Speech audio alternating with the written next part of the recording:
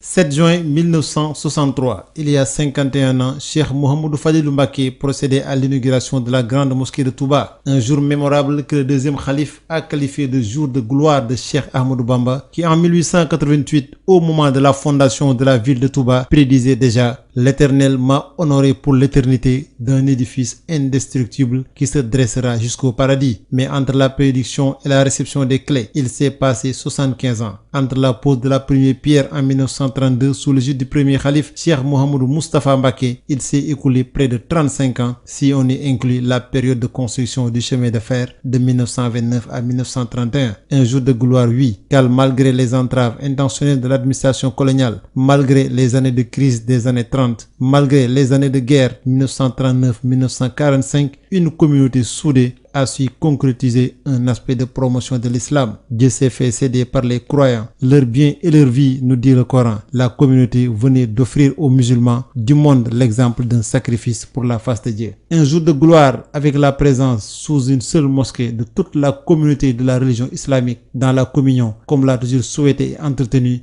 le maître de la voie, Cheikh Ahmadou Bamba. Enfin, la gloire que Cheikhoul Khadim a obtenue en ce jour peut se mesurer à l'appréciation de cette grande mosquée que certains observateurs à l'époque ont désigné comme le plus grand monument de l'Afrique au sud du Sahara. Pour s'en convaincre, voyons quelques chiffres. 1 800 000 heures de travail des ouvriers, 35 années de dur labeur, un minaret de 86 mètres de hauteur, 4 800 tonnes de pierre, de sable et d'acier, 12 000 mètres de tubes, 4 000 fidèles, 75 kWh pour l'alimentation de tous les services, plusieurs kilomètres de câbles et de fils électriques, plus d'une dizaine de tonnes de peinture, un institut spécialisé à l'intérieur, une sonorisation sur plusieurs kilomètres, 500 marches d'escalier pour le plus haut ascenseur du Sénégal à l'époque. C'était il y a 51 ans. Nous sommes en 1963, mais rappelons que la mosquée a subi plusieurs extensions et embellissements, dont la plus récente est l'œuvre de l'actuel khalife, Cheikh Sidi Mokhtar Mbacké.